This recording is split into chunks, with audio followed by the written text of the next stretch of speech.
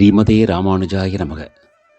இப்பொழுது நான் சொல்ல போகிறது நம்ம காஞ்சிபுரத்தில் நடந்த ஒரு நிகழ்வு. சென்னையில் பூவிருந்தவள்ளியில் கஜேந்திரதாசன் அப்படின்னு ஒரு பக்தர் இருந்தார்.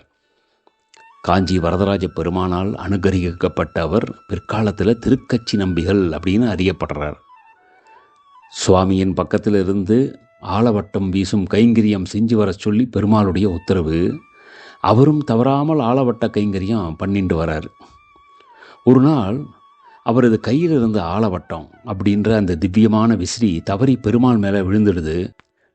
திருக்கச்சி நம்பிகளுடைய மனசிலோ நாம் இந்த உலக வாழ்க்கையை விட்டு போக வேண்டிய நேரம் தருணம் வந்துடுத்து அப்படின்னு தோணுகிறது. சுவாமி, அடியனுக்கு மோட்சம் கிடைக்குமா? இயலாது. காரணம் தெரிஞ்சுக்கலாமா சுவாமி? அதுக்கு பாகவத சம்பந்தம் வேணும். அடியேன் சுவாமி ஸ்ரீ ஆளவந்தாரிடமே சென்று படித்தேனே சுவாமி, அனுப்பியதே நான் தானே, அதை பாகவத சம்பந்தமாக கருத முடியாது அப்படின்றார் பெருமாள். தங்களோடு உரையாடக்கூடிய பாக்கியம் கிடைத்த பிறகுமா அப்படின்னு கேட்குறார் திருக்கச்சி நம்பிகள். அதுக்கு பெருமாள், நீர் வீசினீர், நான் பேசினேன் அப்படின்றார். இப்பொழுது திருக்கச்சி நம்பிகளுக்கு புரிஞ்சிடுது. பாகவத அபிமானம் பெறுவதற்காக முடிவு செய்கிறார். திருக்கோஷ்டியூர் நம்பிகளிடம் பெருமாள் உடனேயே தினசரி உரையாடக்கூடிய திருக்கச்சி நம்பிகளாக போனால் பாகவத சேவை செய்ய ஒத்துக்க மாட்டார். உடையவரையே 18 முறை திரும்ப திரும்ப வரச் செய்தவர் திருக்கோஷ்டியூர் நம்பிகள். நம்பிகளிடம் தன்னை கஜேந்திரதாசன் அப்படின்னு அறிமுகப்படுத்துகிறார். ஒரு சாதாரண பணியாளா, வேலைக்காரனா அறிமுகப்படுத்துகிறார். திருக்கோஷ்டியூர் நம்பிகள் தன்னுடைய மாடுகளையும் மாட்டு வண்டியும் பார்த்து பராமரித்து வரும்படி கஜேந்திரதாசனுக்கு ஒரு கைங்கரியத்தை கொடுக்கிறாரு. இப்பேற்பட்ட ஒரு உயர்ந்த பெருமை வாய்ந்த ஆச்சாரியரிடம் சேவை செய்யும் பாக்கியம் கிடைச்சதுன்னு சந்தோஷப்படுறார் கஜேந்திரதாசனாக சென்றுள்ள திருக்கொச்சி நம்பிகள். ஒரு நாள் கடுமையான காற்று, மழை, வீட்டுக்கு வெளியில் தலையை கூட காட்ட முடியாது. ஒரு நாள் கடுமையான காற்று, மழை, வீட்டுக்கு வெளியில் தலையே காட்ட முடியாது. அப்பேற்பட்ட சூறாவளி காற்றும் மழையும் அடிக்குது. திருக்கோஷ்டியூர் நம்பிகள் கவலைப்படுறாரு. மேயப்போன பசுமாட்டியும் கண்ணுக்குட்டியும் இன்னும் காணுமே. தனது சீடர்களையெல்லாம் அழைக்கிறாரு. சுவாமி, மழை கொஞ்சம் குறையட்டும், போய் பார்க்குறோம் அப்படின்னு சிஷியர்களெல்லாம் சொல்கிறாங்க. அப்போது திருக்கோஷ்டியூர் நம்பிகள் தானே கிளம்பலாம்னு நினச்சி துணைக்கு கஜேந்திரதாசனை கூப்பிடலாம்னு பார்த்தா வாசலில் அடியேன்னு ஒரு குரல் கேட்குறது. பார்த்தா நம்ம கஜேந்திரதாசன் மாட்டுக்கு தன்னுடைய ஆடையை போர்த்தி விட்டு நனைஞ்சிட்டு வந்து நிற்கிறார். திருக்கோஷ்டியூர் நம்பிகளுக்கு மனமெல்லாம் நிறைஞ்சிடுது.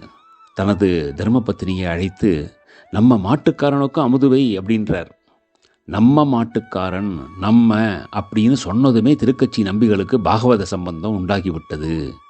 அடுத்த நாள் திருக்கச்சி நம்பிகள் தனது உடையை மாற்றிக்கொண்டு வந்து திருக்கோஷ்டியூர் நம்பிகளிடம் தனக்கும் தேவப்பெருமாளுக்கும் நடந்த சம்பாஷணை பற்றியும் வந்த நோக்கத்தை பற்றியும் தனது இயற்பெயரான கஜேந்திரதாசன் சொன்ன காரணத்தையும் விளக்குகிறார். வந்த நோக்கம் நிறைவேறிய மனநிறைவோடு காஞ்சி திரும்புகிறார் திருக்கச்சி நம்பிகள்.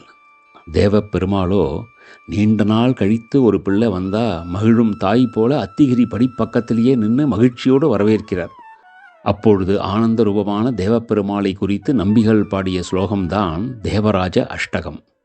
அதற்கு பிறகு திருக்கச்சி நம்பிகள் வைகுந்தம் அடைந்து பெருமாளுக்கு நிரந்தரமாக கைங்கரியம் செய்யும் பாக்கியத்தை பெறுகிறார். ஆழ்வார் எம்பெருமானார் ஜீயர் திருவடிகளே சரணம்.